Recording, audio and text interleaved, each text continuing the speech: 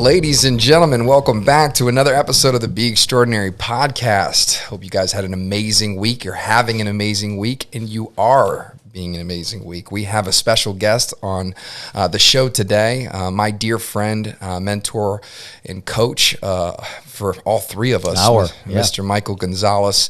And of course, I have the band with me, which is Mr. Rod Erb and Taylor Young. So, Michael, welcome to the show. This has been a long time coming, man. I am so excited to have you here. Thank you so much for being here. What an honor. The honor is mine, man, to be here with you, amazing gentlemen. Thanks for having me. Absolutely. Before we turn the camera on, which is just such a great symbolism for our relationship, you know, we're all hyped up on coffee and hanging, and Rod comes in the room, he's putting out some sort of fire, and, you know, Mike goes, you know, I'd like to do some breath work before we start here today. And, of course, all three of us are like, fuck yeah, we want to do some breath work. Let's go. Brought it down a couple hundred decibels. Absolutely. So, man, thank you for taking the time today. I'm super pumped for you to be here. Yeah, and, you know, regarding the breath work, we get to create. We get to create some magic. We get to connect. And, you know, the best way to do that is to be in a state of creation. When we're upregulated, we're in a state of stress. We're in a state of survival, right? Getting deep into the breath allows us to make that transition. So now we can riff and have a good time. I love it. You know, I've got to create, I get to create more space in the day to do more breath work. It's almost like getting upregulated, as you called it. I'm addicted to it. You know, like during the day, if I'm not upregulated, I feel like I'm not giving 100% of me, right? And as soon as I do this breath work, it automatically brings me down to go, God, all this stuff that I'm thinking is a big deal. It's really not that big of a deal, right? You know, so, and that has been a huge part of your coaching with us, and you know, we'll get into that today. So, but man, we just saw each other this morning, did a hell of a workout with some of the team, which is always awesome. We get to spend those mornings together and absolutely put acute stress on the body, and then, you know, down-regulate at the end and come back to center. And it's one of my favorite moments of the week, especially to share it with you gentlemen, which is incredible. And it's been an amazing journey just for us personally to have met you. I know I'll get into kind of your story soon, but Mike is an incredible student of personal development. He coaches a significant amount of people, not only here, but across the country. He's helped, man, at this point, hundreds of people at this point build out specific training, you know, online training systems for themselves and for their teams to share their gifts with the world. And he just created an incredible traction here with just a very unique dynamic niche that kind of caters towards, you know, your talents. But, you know, our journey started, man, a little over a year ago. 15 months ago. Is it 15 months? I was kind of figuring out 15 months ago. Wow, that's amazing. That's cool. You know, I got your information from a buddy, Will Butler, who is a mutual friend, and I was doing a piece of content at the time that just interviewed a bunch of you know, physical fitness experts in their field in regards to, you know, what does physical fitness have to do with personal development and vice versa. And it was great. I had some great people that I interviewed, and it was, you know, obviously great content, and I learned a lot, but it was always something very different about you. And I was always drawn to that. It was a magnetic approach to just the way that you view fitness. And it was so different. And, you know, a lot of the things that you had touched on, you know, the three of us really identify with, no pun intended, with identity work and just, you know, working from within to without. And it was just always such a complete parallel shift of how other fitness coaches view you know, their craft. And I was always drawn to that, and we stayed in touch. And then I remember you putting out a course with, you know, fitness and NLP connected together. And I was like, oh my God, I have to do this, right? And then, you know, these two were like, well, I'm in too. And, you know, it never, you know, we've got multiple key team members that are, you know, immersed into this training and really finding incredible value with just the gifts that you've been able to give us and share with us and walk alongside us. And it's been an incredible experience for me personally. But I know that, you know, a lot of the guys have shared the exact same thing. It's been an incredible experience for them. So before we start, I just want to say thank you for who you are and the gifts that you share. And if anybody's listening to this podcast in regards to that's in the personal development space or that's looking to get better, you're in for a treat today. Because as far as I'm concerned, there's nobody better that you get to sit down and have these conversations with, man. It's always a pleasure. So, but man, 15 months, that's Absolutely. crazy. Yeah. I echo everything you say, man. That was very, very well said. And you're a special dude, and you know what you mean to the three of us. And I think it's important that we're going to be able to give you a platform to, provide a platform for you to explain what you do a little bit deeper for the listener out there. Because I think it's incredible. Yeah, and I'd love to get a little bit into your story today in regards to how we got here.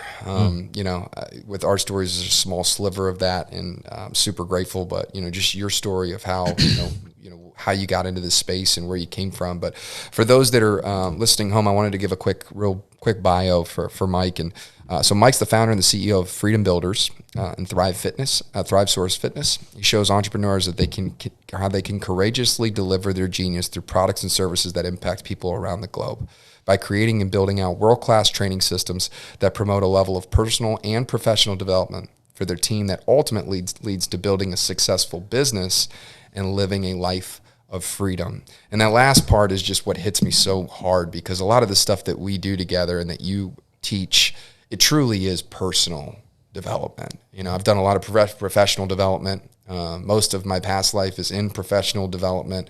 But I love personal development, and you genuinely teach a lot of the stuff that has nothing to do with your trade. It has nothing to do with what you do for a living. It has to do with who you are. And I just speak on that real briefly in regards to kind of how you approached fitness, how you got in this space, and kind of your journey a little bit. Yeah, thank you guys so much. And again, it's an honor to be here with the three of you, and it's been such a dope journey in the last 15 months. So I want to shine some light on that. You used a word to ask the question. The word you used was story, and that's such an accurate word to use to describe the journey, right? And it's often overlooked. We just use these words, and we forget what the meaning behind the word is. It's exactly what we're living. We're living a story, right? And I guess my question for you is, which story do you want to learn about? Which story do you want me to share? I've lived so many of them and played so many different characters throughout this journey. And for a long time, what I noticed is the story that I was living out was a story that was disempowering, and it wasn't leading me towards my best and highest. And if I had to give that story a title, the best title I could give it is The Quest for Acceptance. I have goosebumps. Because for a long time, I didn't feel accepted, which is rooted in not feeling safe, right? So I had to overcalibrate and do everything that I could to find acceptance, which meant I was living other people's stories that other people wrote for me, stories that society writes for us, and all those different things. All the while feeling this ping inside of me that was telling me, that was screaming, hey man, what are you doing? Like, this isn't your best and highest. This isn't the direction that your intuition, your heart wants you to go. But we shut that off. And we go into this top-up approach, this mind approach of what we should be doing, this egoic kind of inner critic approach, right?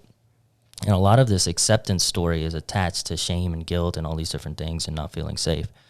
And it wasn't until I realized that I had the damn pen in my hand the whole time, and I was the author, that I started living a story that was leading me towards where I wanted to go, right? And the awareness behind energy. Everything is made of energy. I can't stress that enough. And as soon as you connect to the energy of everything, you start to easily find the path that you want to go, right? And my story that I was living placed me in a job, career situation that wasn't giving me energy. And I had no idea that it wasn't giving me energy until I gained the awareness of energy. Do you find yourself just, I'm projecting here, I'm asking, do you find yourself the reason you weren't aware of that was because it was just always go, go, go, go, go. It's just, you're just on to the next thing, you're busy, I think a lot of us can maybe relate to that. I can. It's just like, it's always the next thing. And once you get still, all of a sudden now you can actually listen and actually take notice of what's happening. Was that your experience? Consciously, yes. I'd say subconsciously, I was repressing it. I was shoving it down because it didn't feel good to not be in alignment with my path. So I would intentionally shove it down deep within me so that I didn't have to accept the fact that this was off somehow, right? Because when you're not in alignment, you'll feel it. But we can repress it because we're not in our bodies. We're not in our feeling center. Our feeling center is guided by the heart. Our mental center is guided by our mentality, what we're learning, the story that we think we should be living through, right? Not that we're feeling through, right? So when those are incongruent, there's this tug of war that happens inside of you. There's this identity crisis that happens inside of you. Like, oh my God, society says I should do this, but my feeling center is saying that this is not what I should be doing, and now I don't know what to do, and Right. it gets messy. Mm-hmm. Yeah, that makes sense. Yeah, we talk about that a lot with just get out of your head, right? Get in your body. Get into your body. Get into your body. You know, and was that what you mean by your feeling center? Yeah. So when you align to your feeling center and you let your heart lead the way, then you start to realize what is in alignment for you and what is not. And it's super easy. If it sucks energy from you and it feels like it drains you, it's probably not in alignment. And if it gives you energy, if it lights you up, if you could do it all day long and still be energized, you're probably in alignment with something that you should be doing. Mm-hmm. And energy is very easy to discern, right? If it's heavy, it's probably something that's dragging you down and you'll feel constricted. If it's light and expansive, it's probably something that's good for you and is in alignment with your best and highest. So when you use that as your gauge, then you can easily navigate through this human experience and, you know, and do things that are in alignment with the direction that you want to go. And all that to be said, right, I ended up realizing that the corporate job I was working wasn't in alignment. It was taking energy. It felt heavy every time I walked in there. It was a great job. There was nothing wrong with it. It just wasn't for me. Right. So I put my notice in, gave them 6-month notice. I put it in, and I said, hey, I'm going to jump into this journey and see where it leads me, follow my heart. And that's what I've been doing for 4 years now. That's awesome. It's amazing, man. It's great to hear. Yeah, I remember the moment that they, Brett was like, hey, I'm going to do this coaching. And it was, what was unique about it was the NLP mixed with fitness. And how did you stumble upon, your kind of like unique, I don't want to say unique position in the marketplace of everything you just shared, how it's coming, it's come from your soul and your experience and your story. But how did you stumble on the fact of, because it's my understanding that you'd been in the fitness game for a while. And then how did you combine the NLP and decide that would be cool to package together, and maybe explain for the listener just the cliff notes of what is NLP, and kind of how all that mingles together? Yeah, so NLP stands for Neuro-Linguistic Programming, and it's basically how does the mind and language, how can those two come together to create the life that we want to live, right? So it's a practice of modeling. It's been modeled, after a lot of really famous people that did some really cool and dope things, and they basically sat down and watched them like step by step for years. Mm-hmm. And they're like, hey, you're doing something really great, because a lot of times when these geniuses are out there, they're working through unconscious competence, which means they're just flowing. They don't know what and they don't even, it's like asking Michael Jordan, hey, how'd you do that? How'd you hit that game-winning shot? And he's like, I don't know, I just shot it. I mean, what do you mean? Right? Same thing for golf, same thing for business, public speaking. They're like, man, I was just in the zone. I was flowing. I didn't even know time existed. I don't even remember doing it, right? Like that happens sometimes. That's unconscious competence. So a lot of times with these geniuses, you need someone like just sitting there to like take note of, hey, what are they doing? How can we break this down into a pattern that other people can follow so they can also do these really dope things? And that's what NLP is. God, that's the best description I've ever heard anybody say about that. That's awesome. Yeah. That is right. They don't know the technique. No. There is no technique. And then somebody says, flowing. okay, let me model this and put technique to it. Mm-hmm. So other people can do it, right? So that this genius can continue on. So it's like an apprenticeship type deal. But the two most famous people that it's modeled after is Virginia Satir, who was a famous psychologist in the relationship space, and then Milton Erickson, who was another famous psychologist and hypnotherapist as well. And those are the two that it's mainly modeled after. So when you hear things like rapport, matching, mirroring, sensory acuity, eye pattern, like all these different things. Typically, most of the meta model, most of them come from those two. The meta model is one of my favorite things we've learned. It's unbelievable. Yeah. It's so good. Yeah, so it's a way to restructure, just to give a quick description of it, it's a way to restructure your language patterns so you can come to a place of accuracy. Because a lot of people, they're just using language willy-nilly, and no one can understand what anyone else is saying because there's all these projections and all these mind reads going on, and now there's no accuracy behind the process of communicating.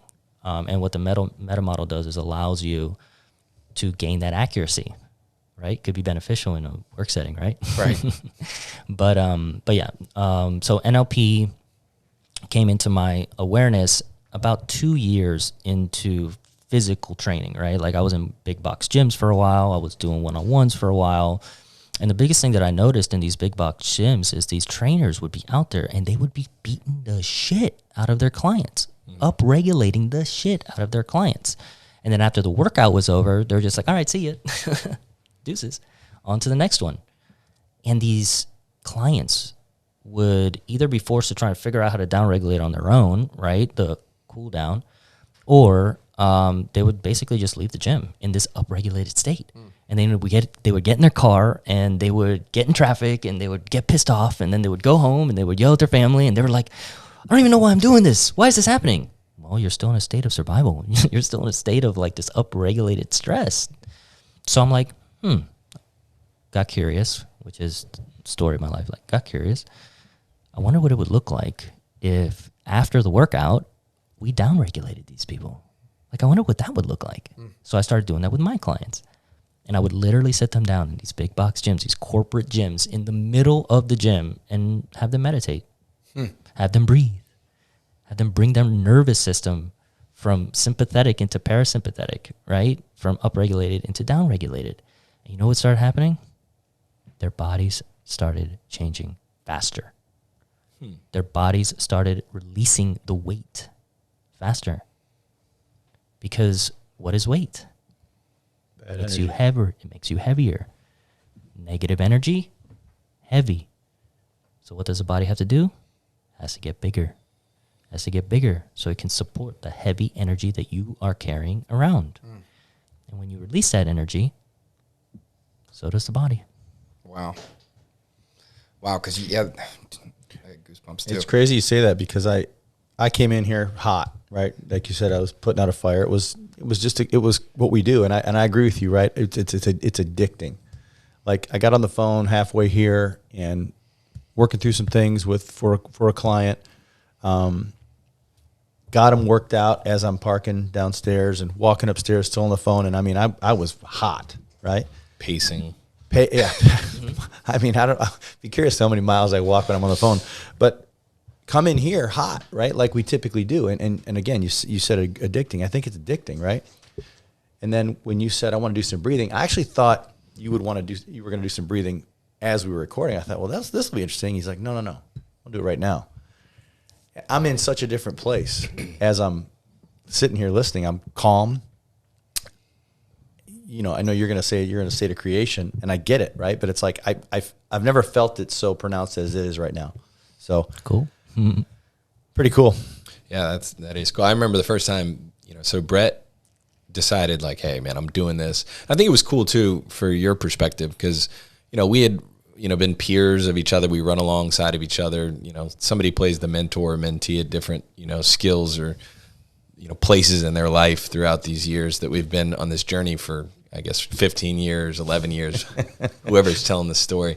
But there's a story under that 15 years, right? Like, 15 what's so years. hard about that?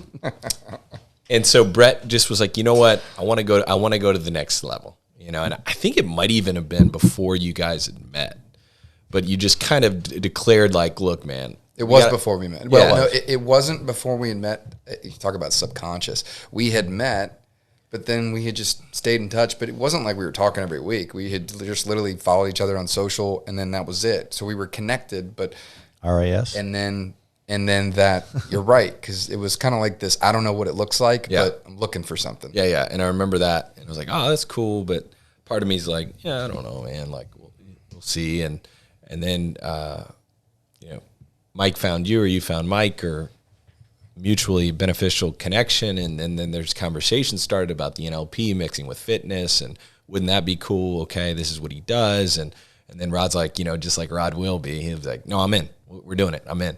And I love that. I love that about you. Totally love him for it. And of course I'm like, okay, cool. And I'm thinking to myself, well, let's see how this goes. I don't know if I want to spend the money, and, I've never had a coach. What does that mean? Do I want to be coached? Because that would mean that I would probably have to like be vulnerable and, be held accountable and stuff like that. And then I remember coming into a workout, and it was like, felt like it was the hardest workout of my life, because they had been doing the program for. I remember that week. We were 3 months in. Yeah. You guys had a good, strong base. And it was a leg. I think it was a leg day, man. I was coming off Perfect. Good. Yeah, I was coming out. That's a Jockoism. Good. Off the bench, and I'm like, oh my God, like I'm almost dying. And I'm like, this is like the hardest workout I've had since like basketball. I was going to say. And just completely wasn't ready for it. Probably couldn't use the restroom for 4 or 5 days after. And then we did this down regulation. Because you couldn't sit down. Because I couldn't sit down. Just want to clarify. Thank you, Brett. Yeah. That's what I'm making sure. Yeah. One workout, guys, constipated. Yeah. So then we did this meditation at the end of it, and the down regulation you're talking about. I'm like, oh my gosh, like this is magical. You crave it. I crave it now. Yeah. Oh yeah. And I'm like, wait, we're not going to down regulate? Because I'll go to workouts on my own, and I'll be doing it in the car on the way home or something like that, because I just get used to that feeling of peace after you've put your body in stress. So anyway, it's just kind of that journey evolved, and then it was shortly after that I was like all in. And maybe talk a little bit of that. I mean, for somebody like me or somebody listening, like the idea of having a coach for so many years, I was just like, what does that mean? Does the coach have to have it all figured out? You do such a great job of being the guide to my journey. How did you blend that when you first started personally coaching people in fitness or in NLP or whatever it may be? How do you hold that, and how does that come through as far as your delivery? And I'm on the journey with you guys. I mean, it's really that simple. I just happen to be a little bit further down the road. Like, I've got to dabble into more things. I've learned more things, and now I get to come back and say, hey guys, look, I see something really cool down the road that I found and works really well. Do you guys want to check it out? That's it. I mean, that's what a coach is, just someone who's a little bit further down the road and has more experience and has found some useful tools that can be used to help other people get down the road. Mm-hmm. So, I mean, that's really the way that I view the coaching scenario. And, when it comes to physical fitness, so we have the physical body, we have the mental body, we have the energetic body, we have the emotional body, we have the spiritual body, right? The physical body is the easiest one that you can start to change and work with, that gets you curious about, well, what would it look like to change the other 4, right? So that's why I chose physical fitness, because I started noticing that for myself. When I started changing my own body, like, oh, I got abs now. Whoa, how did I do that, right? Like, I started seeing physical change, tangible change in my body. And I'm like, well, if I can change this, why can't I just apply the same methods towards the mental body? Why can't I apply the same methods towards the energetic and the emotional and the spiritual? Because those are intangible, right? Which is a little bit harder to wrap our heads around. Like, well, how can I change the intangible, right? And I started noticing that physical fitness is a very powerful vehicle for change. Yeah. And I use that as the main tool. It makes sense too. I don't know who I was talking to last week. It might have been you. After our workout, it's like, out of all the things, a lot of people, I don't even use the word struggle. They are challenged to submit to the process consistently, right? Because it's a lifelong journey, and it ebbs and flows, and there's that's just the way that it is anyway. It doesn't matter who you are, but it is amazing that in 2 weeks you can change your body. Like, you can start to change your body. I don't know anything else that in 2 weeks I can immediately see results. Like, just from being in this work so long, I've come to a much bigger realization that the physical body is candidly easy comparatively to all the other links, and you see it, which reinforces the process. The other stuff, we talk about unlearning a lot, and a lot of stuff from, childhood stuff that we, go through, and the emotional baggage and all this different stuff that we tend to uncover through a lot of the stuff that we do. That stuff's, that takes longer than 2 weeks, Yeah, and there's something that I share a lot, and sometimes it's triggering for people, and that's okay. But there's something that I share about that particular journey and that particular change is that changing the body is pretty simple. Yeah. Becoming the person who does the things to create that change, that's the challenge. Yeah. And that's not physical fitness, that's identity. And that's why I started coupling physical fitness with NLP, because it addressed the identity piece, right? Once you step into the identity of a person who works out 5 days a week, the identity of a person who eats only nutritious foods that enrich my body and are beneficial for my health, right? Step into the person who drinks a certain amount of water or takes a certain amount of supplements, right, to reach the optimal health. Once you step into that identity, it's really as familiar as brushing your teeth. Like, I am a person who identifies as someone who brushes my teeth every day. Cool. It's the same thing. It's just identity. It really is. It's like, it's simple, not easy, but it is simple. It's like, that's why I use simple, not easy. But simple's a great word. It's like, it's not a mystery. It's not a mystery. It's just, there's some sort of it factor that's not connecting those two things. And it truly is just about identity. We try to focus on the action instead of focus on the being, right? Like, becoming the person who does that instead of just doing instead of just doing that thing, right? Yes, success is not a secret. It's a system, right? Success is a system. Once you know the system, once you know the rules to the game, then you just play by the rules. You just apply the system, and you lead. You end up in the result that you're looking for, right? Absolutely. Yeah, I heard something on a podcast. I think I might have shared with you guys this morning, but it was talking about the brain, and it was talking about how the brain is more wired for survival than it is for success, right? It's talking about spending time in survival rather than creation. And you mentioned unlearning and childhood and growing up, all these different phases and stories that we've experienced and I've experienced. It is not a quick switch. You have to understand, like, oh, why does that bother me, certain behavior or whatever it may be. And I think that's been kind of the really, really fun, unique part about this journey so far. And then also sometimes the frustrating part of the journey, right? Because you have to look inward and you have to understand, you have to have patience. And one thing that you shared with me, and I'm sure you shared with these guys too, is that, this journey, there's two sides of it. It's not just commitment, but it's also grace. And having both of those wings on your plane allows you to continue down the path. So I thought that was wise, if you can speak to that at all, because that really speaks to me on some days that I'm committed, it's all flowing, and then some days when you don't want to get out of bed or you don't want to go to the workout or you have a bad response to something, okay, give yourself a little grace. Let's continue to stay on the path. So. Yeah, you get to surrender. Ooh, trigger word. You get to surrender to the journey, right? And this journey is a two-winged approach. Planes don't fly very well with one wing, right? One of those wings is commitment, which is great. You got to commit to the process because it is a lifelong journey. It requires repetition. How do we create change? How do we transform? It's time plus reps equals transformation, right? So that's how we change. But the other side of the equation is grace and compassion, which is a light energy to flow through. If you start attaching shame and guilt to your journey, which is it's like the heaviest energy you could adopt, right? You start attaching that to the journey, that plane's going to crash. It's going to weigh you down, right? So it is very much a two-winged approach, and you get to surrender to what that path looks like, right? And it's something that I share a lot that I learned from a mentor of mine is set your intention. My intention is I want to create this change. I want to start moving towards my best and highest. Commit to that. Stay on the path, because there's only one way that you don't get that change, right, is if you stop. That's it. It's literally the only way. And then commit to that, but surrender to how it shows up. And again, that's a weird word for people because we're taught in our society that that's a bad word because we bottle all the definitions of surrender up in the same bucket, right? Or in the same bottle.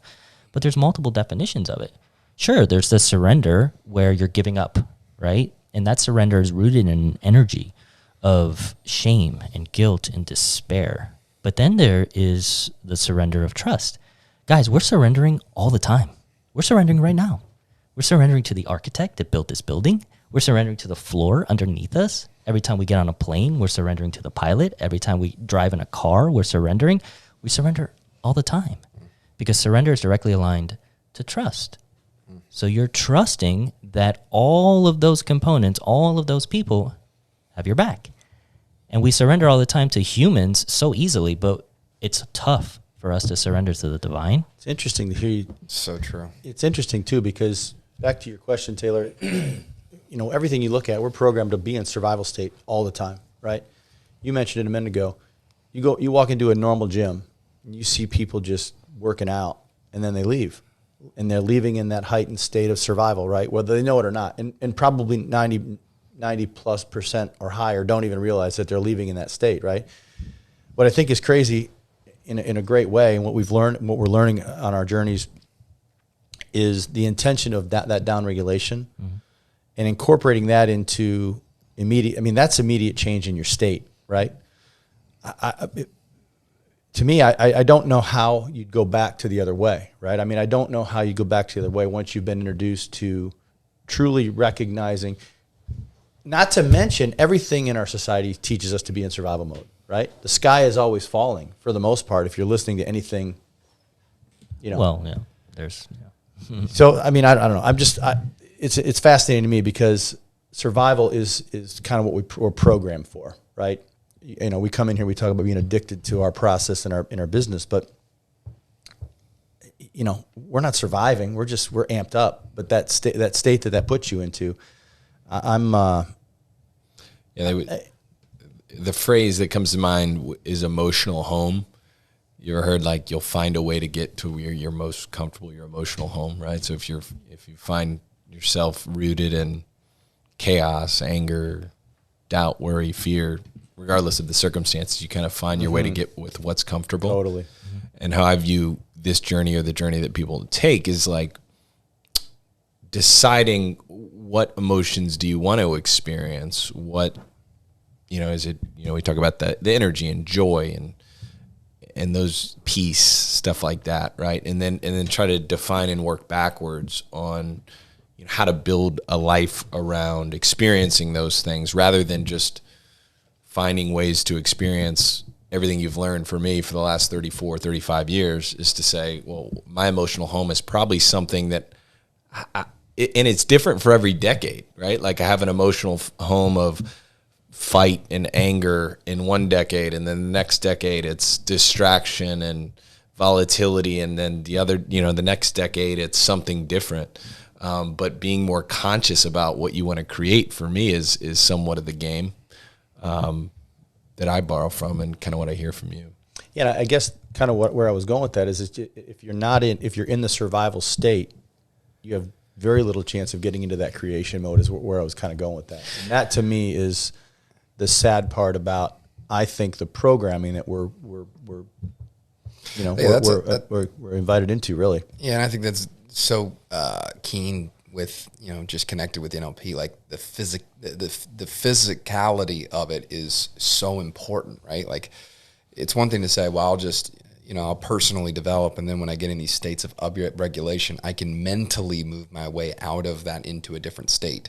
There's a reason that we do the breath work, and when you do the breath work, it's a matter of, I'm still agitated when I'm doing the breath work. I'm still dwelling on whatever it is. I'm still engaged in this, whatever's triggering me to be a heightened, physical, state.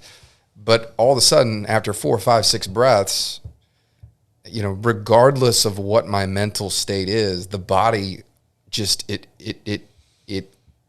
responds. It responds. It doesn't matter what's going on. There's certain physical, tactical things that you can do to change your physiology, regardless of what is happening in your life, that immediately will change your physiology. And if you can learn to manipulate and be in control. I don't want to use the word control, but manipulate or influence your physiology, then you can immediately influence the way that you process different things, your emotions, your mental state, your energy, all that stuff. So for me, it's always fun because I can. It doesn't matter what I'm going through. My fists will be clenched, and after 6 breaths, I'm like, all right, cool. Well, now what was I upset about again? I don't really know. It's interesting. I remember we did a session together, and I was like, came in hot, and I was like, I'm pissed. And he's like, well, I don't even remember what you said. Like, I found out that I was just pissed off at being pissed off, and then I started getting mad that I was mad. And I'm like, fuck, why am I mad? And he's like, oh, that's the worst. You want to breathe? You want to get through this? And I'm thinking to myself, no, I don't want to breathe.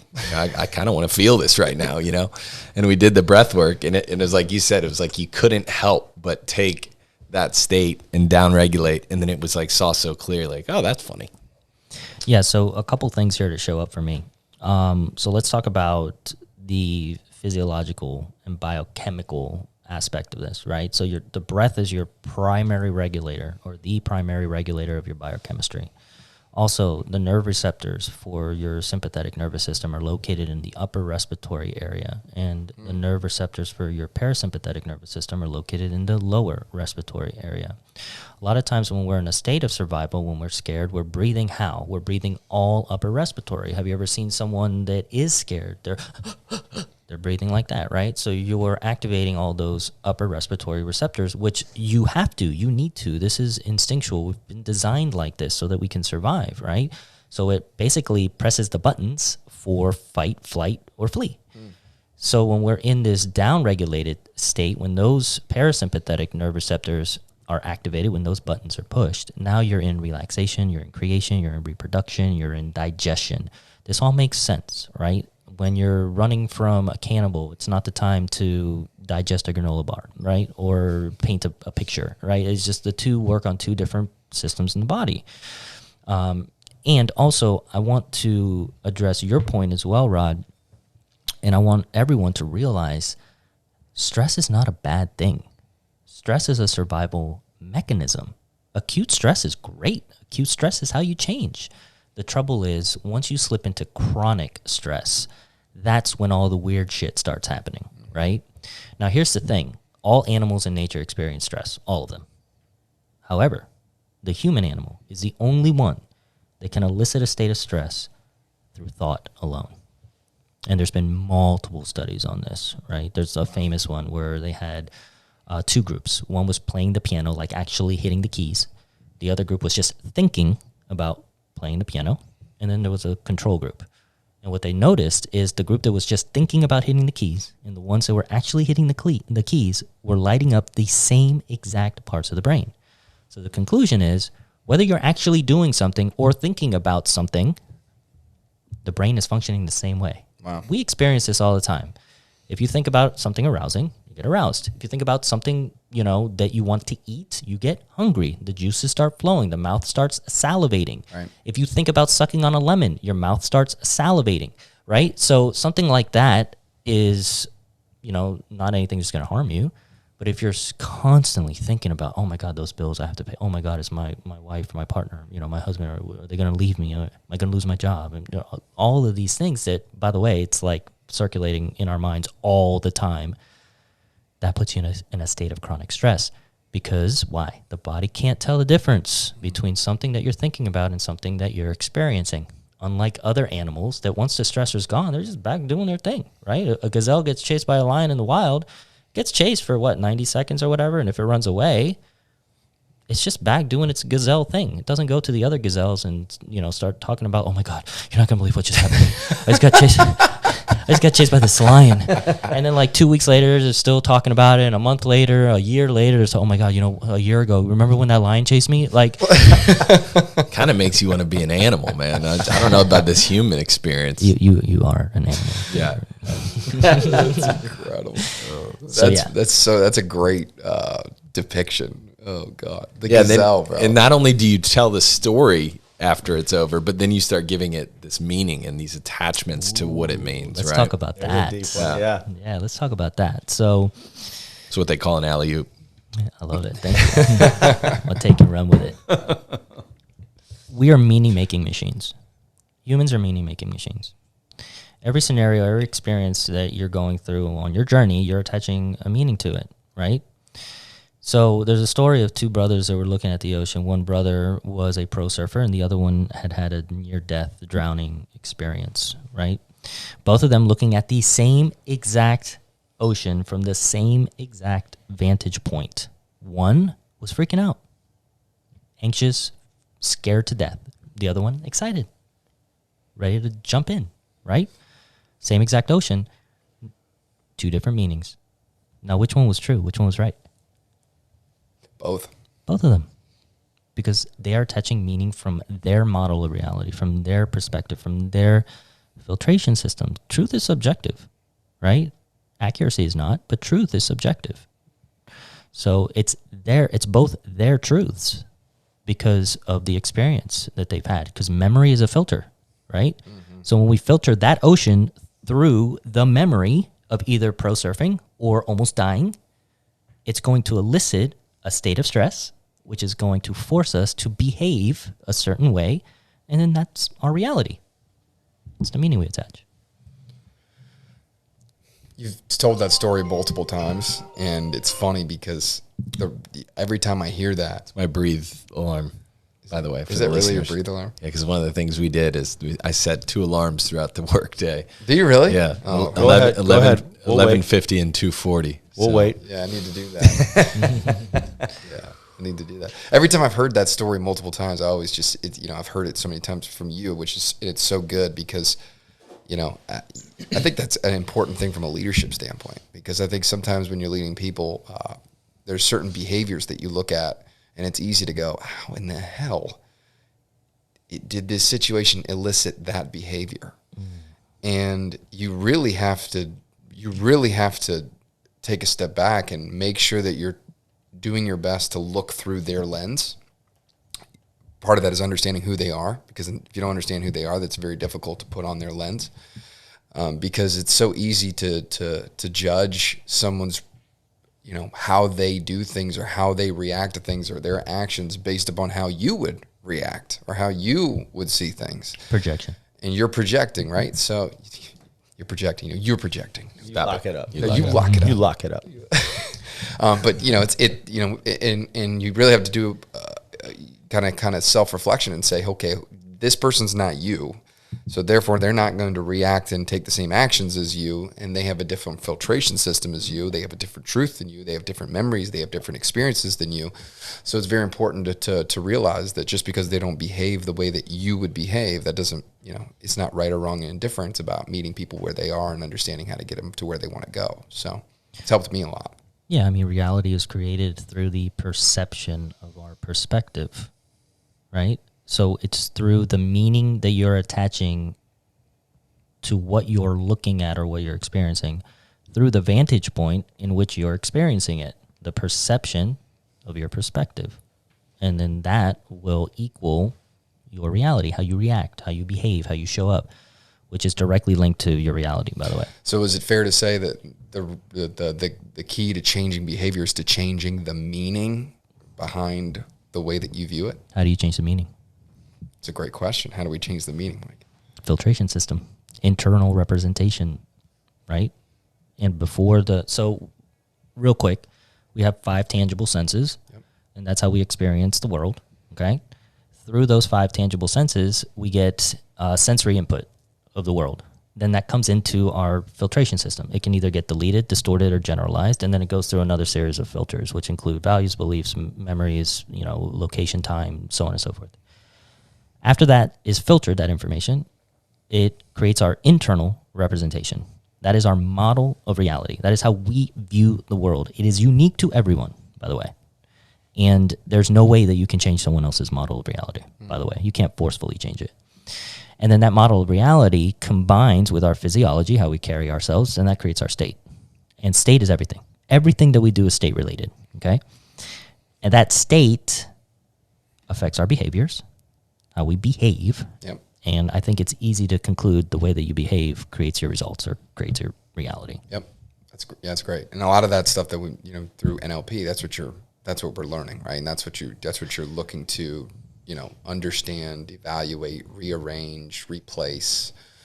And all of it seems to me, my perspective of that is just to continually anchor the meanings that serve you to the things that you want, and to unlearn some of those meanings that don't serve you. Some of those stories are limiting. Right. Some of the stories that we've been told and we've chosen to adopt, they're limiting. And if you unlearn some of those stories and write a different one, you may be able to overcome some of those limitations. And then if you feel limitless, then what can you do? Then what can you create? Who can you be at that point? It's fun to find out. So it's like having a limitless pill. I was just going to say that. Yeah, what was that pill? I've been taking that pill. I'm just saying. Mike's got that pill. Right. It's a good movie, by the way. So let's switch gears here for a second. Yeah. So obviously, this coaching experience has led you to this point, and Freedom Builderz is not new, but it's a manifestation of everything that's happened up until this point. And I know that moving into the kind of the online training creation for different people that have gifts has been a huge focus for you over the last couple years now. I think that just started with you building out your online program. I think was that pre-COVID? Was it pre-COVID? Yeah, like a year before COVID hit. So a year was before. the successful one. I've had couples that weren't. Got it. I got to learn from. There you go. See, that's awesome. So even pre-COVID, getting into the online training game and learning through hard knocks, right? Totally. Learning what doesn't work and what does work, and refining that. And how did that transition? Because now I think right now, and just for the listeners at home, if you're looking to do anything from an online training standpoint, as far as just teaching the world what you know, from a module standpoint, from training videos to curriculum, website development, anything that social media presence, the way to get that story out. Mike has created an incredible team of that. How many people are on your team? We're like 20 now. It's 20 people, all focused on bringing to life whatever it is that you are gifted with and what you want to share with the world, which is this incredible new boom of like almost defragmenting the education video, online education. Instead of you used to have these 3-4 different places where you'd get all this stuff and have master classes, but now people that have these incredible experiences right in your local market have these amazing gifts, and you're bringing that to life for people through your digital platforms that you've been able to create for people. So I think right now, how many build outs do you have going on At the moment, currently? Yeah. We're probably going like 13 right now at the same time. And you must have completed a bunch, because I think last time we spoke, you were at like 30 something build outs all at once. Yeah, we're like mid 40s now. That's unbelievable. So, walk us through kind of how that looks as far as how you got into that. It sounds like you, and again, I'm probably butchering your story, so you fill in the gaps, but it sounds like you did it on your own for your own, so you could, multiply your time, because you couldn't be everywhere at once, and you wanted to create this leverage point where you could train multiple people in different places all at once. And then did people show interest in saying, hey, can you help me do that? And then it kind of moved from there, or was it always something that says, all right, I'm on to something, I think I could scale this? Well, really, it was a little bit of both, right? So COVID hit. I had been in the online game for probably 3 years once COVID hit, and created a network and friendships with a lot of coaches, right? Just because I'm a coach myself. And a lot of those coaches were working in brick and mortar. And then COVID hit, and what happened? Brick and mortars couldn't operate. Right. So the coaches would reach out to me, some of them, not all of them, but they would reach out to me and be like, hey, man, you've been in the online game for a while. I've seen that you've had some success in the online game. Can you help me? I don't know how I'm going to pay my bills. Like, everything's shutting down. So I started supporting them on how to create an online business from A to Z, not just the actual digital product, but I mean everything: landing page, website, funnels, email marketing, social media presence, social media marketing, how to show up on social media, the language to use on sales call, like all the different things. So just from A to Z, I helped them. And the first coach I helped made $10,000 in 90 days, which is more than he was making from his gym. And he's like, whoa, this is pretty dope. And then he told other coaches, and then it just kind of snowballed from there. But yeah, I mean, that's really where it started, was just a servant's heart and wanting to support people. I didn't charge them, just helping them, get through a tough time. And then eventually I turned it into a business, and I started charging, because that's how you grow a business, is you bring in revenue. Right. Yeah. It's hard to grow a business without revenue. But yeah, so word of mouth has been our primary source of marketing. Our intention is to take any coaches, educators, creators. I mean, we've worked with teachers, getting their stuff online. If anyone knows the teacher space, it's a tough space to be in right now, right? And teachers are so, they have such a great genius. And to get that out for them where they can make a living online supporting students that way, right, has been a really powerful journey for them. We also worked with authors, right? Like, how dope is it to write a book? And then, I mean, realistically, how many authors are going to get their books turned into movies, right? It's definitely not the majority. But every author can absolutely turn their book into a visual experience of their book called an online program. Yeah. And now you have this really dope lead magnet into your book, and this really dope lead magnet from the book into the digital product. And some of these digital products are, $1,000, $2,000. So it's such a cool way to promote both of them, and then also make a living, create revenue, grow your business, impact more people, all the different things, right? So cool. So we mainly work with coaches, getting their knowledge out to the world and building them a platform that they can share their genius through, and help them market that so that they can make a living and create revenue through it. But yeah, we do everything from A to Z. We only work within a platform called Kajabi, which is an all-in-one platform, and it houses your entire online business. It's the best out there. And we'll build everything: website, landing page, funnels, email marketing, all the things. And what I love about this is just, and what's interesting and important if you're listening to this, you may have something that you're good at. You maybe have a craft that you've gone through and you've worked with. You say, man, I should write a book, or I should do this. And it's one of those things where it's like, you can, it doesn't have to be you don't have to be like a fitness coach or some sort of coach for anything else. You could be somebody who's just done the thing. And you have experience and knowledge and skill sets that can help other people, fast track. I heard somebody say a long time ago, I used to put in the work, and I used to have to just outwork everybody because, that's all I had, was time. And later in my career, I realized that time is what I want back. So I'd rather pay for that, and I can get my time back. It's like there's enough people out there that are looking to say, how do you do this in every niche? In every trade, in 100%. Everything, every skill set, every creative thing. There's people who go, how does this, how does it look? And, being an expert doesn't have to be, you're trending on Twitter and you're a top 20 celebrity on what you're doing. It could be just that you've had a great experience and a good career in something, or you're a woodworker and you loved it and you've been doing it for 10 years and you have a way to share that with the world and monetize it. And I love even looking at your suite of who you help. There's such a variation and difference between those people and their crafts that, it may have started in fitness, but now it's expanded into all these different things where people are able to have a platform to share their gifts with the world. And not just that, but also businesses like corporations. If you want to build a world-class training system where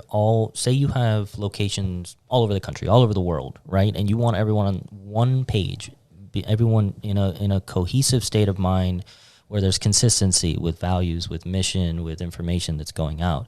You could totally build an online platform with slide presentations and videos and all the different things where now everyone is learning the same way. And you can add modules to, I could sit here for hours talking about all the possibilities. Amazing. But think about how everyone is now on the same page because of this really dope training system that they have access to. By the way, there's an app too. So all the training stuff is on their phone. They can literally listen to the videos while they're driving or jogging or whatever. It's amazing. We've had that conversations with us. We're building out what's called Urban Young University, and we're in the early stages of that, but we've layered on multiple different things, and we've talked about doing stuff together to take all these different things that are fragmented and putting them all vertically integrated so there's one system to take all that information and help you scale, right? Help you multiply your time, help you have consistency. So you can't scale without it. If you're an online coach trying to get into the game and you're still doing everything manually, or you're sending things out,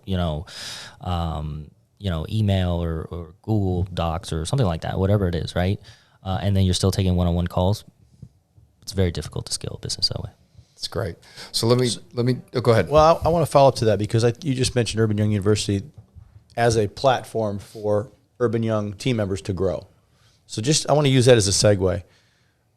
For the listener that's maybe not in the scale of business game, but they're intrigued by what you've shared so far, two individuals that are maybe not where they want to be. One is curious about what personal growth means and what it would mean to them. One maybe still thinks it's a little corny.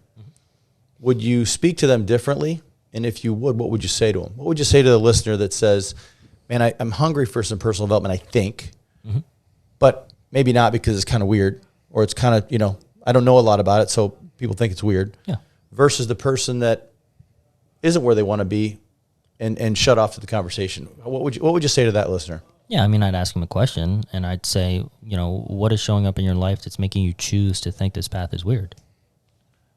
And then they can share why they've adopted that particular belief system around it, and then we can, riff from there. But here's the thing. You can't change anyone. It's not happening. Sorry. You can't change anyone. All you can do is be the change. And I know that gets a little corny sometimes, but it's so accurate. The way you change other people is by starting with changing yourself, because the world without is a reflection of the world within, period. And if we're talking about the micro and the macro, if you want to change a company, start with each individual in that company, because the micro affects the macro, right? So as each individual person goes on a journey and begins to change, now all of a sudden the entire thing, the entire company, the entire organism begins to change. We can expand that out to the organism that is called humanity. As each individual human, each cell in the organism of humanity, which is a human, begins to change, then the organism as a whole begins to change. So it starts with the individual change. And then other people are like, oh, what are you doing? That's kind of cool. You're different. Why are you different? What's going on, right? I want a little piece of that. And it goes back to energy. Then they get curious. So I would ask for permission if they wanted to have that conversation. You do a really good job of asking questions. That's what I've noticed during our time together.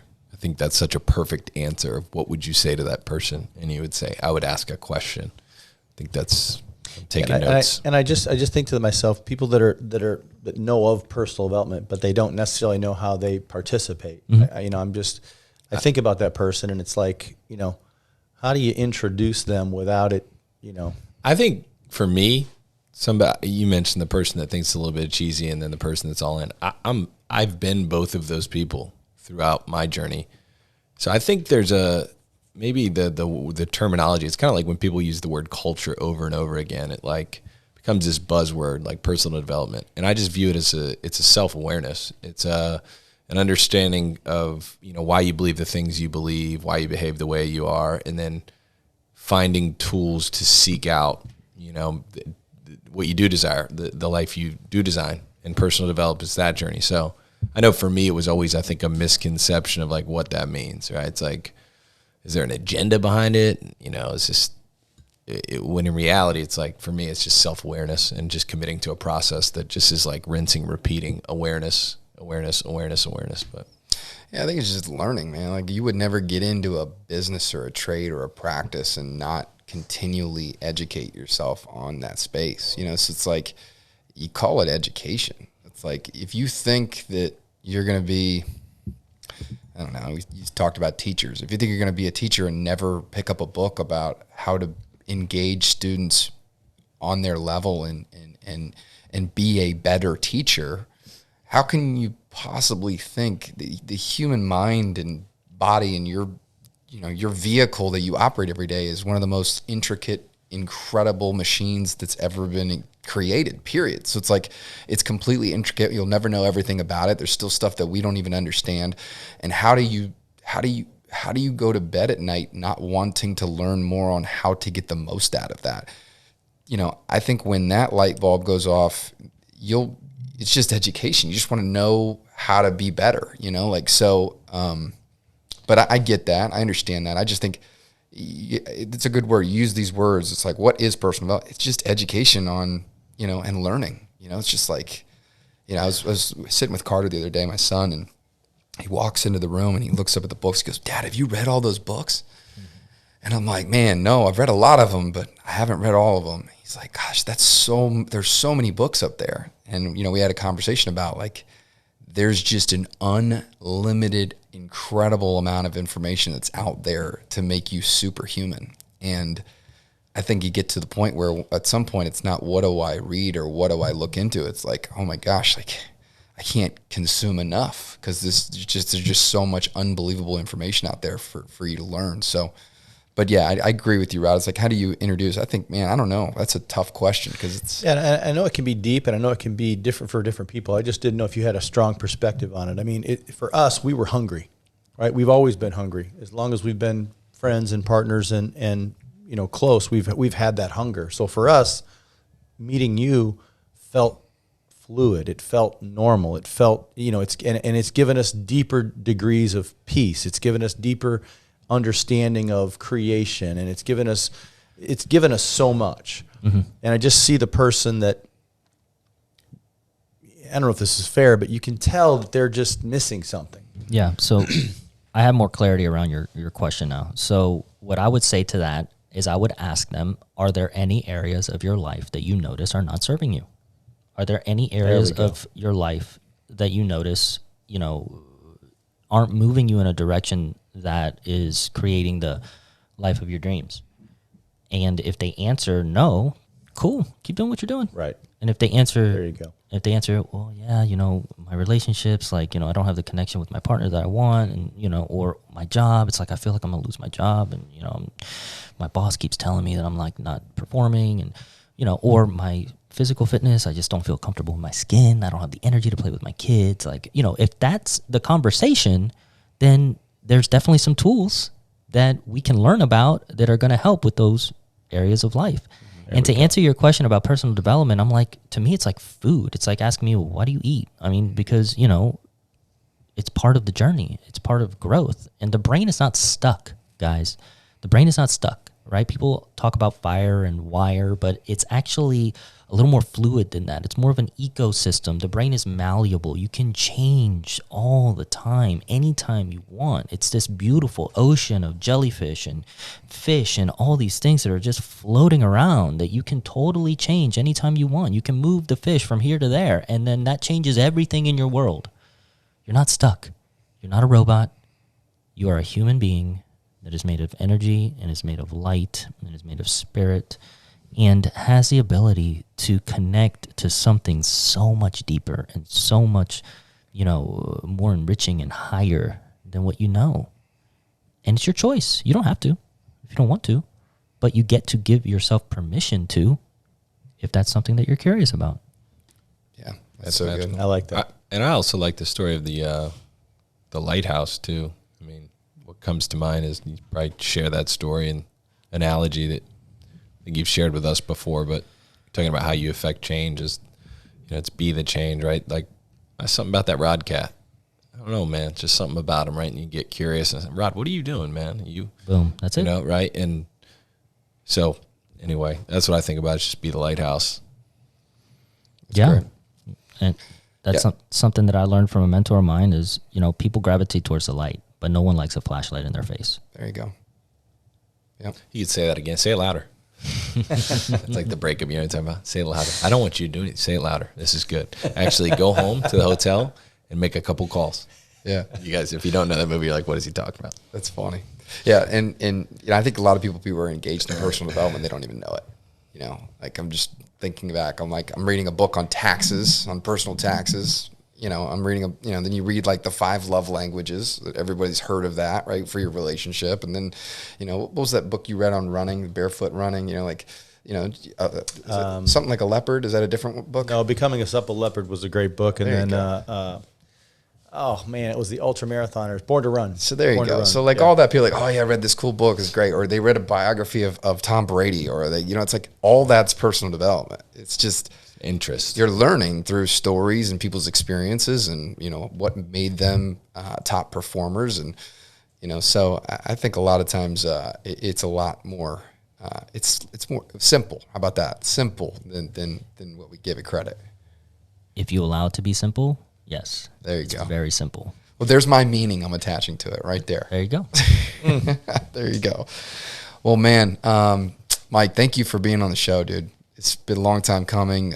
Just from all of us, thank you for the energy you pour into us, and for showing up every day and giving us, just such, all of you. And, sometimes I forget that you have your own experiences and you're on your own deal and you've got your own, but when you show up for us, it's just, you're 100% dedicated to the people that you're serving. And I think that's one of your superpowers, man.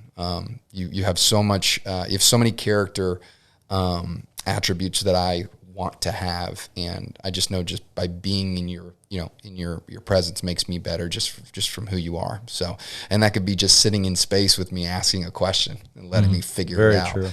And what was the quote this morning? But I know it. I went home and talked to Susan about Fire it. away. Between stimulus and response, there is space. And our reaction to the space is where our power lies. And what we choose to, how we choose to view that space, what we choose to do in that space affects the response, where it either empowers you or it puts you in a situation where you're living as a victim. And that's my words, but. Dude, beautifully put, man. Space. Victor Frankl. Thanks for holding space. Victor Frankl / Rod Erb. Paraphrase. Yeah, thanks for holding space. Well, Mike, how can people find you? Yeah, freedombuilders.com. It's Builders with a Z at the end, but that's the easiest way. I'm on IG. I'm on the IG too. Mike G Coaching, if you want to check me out there. Cool.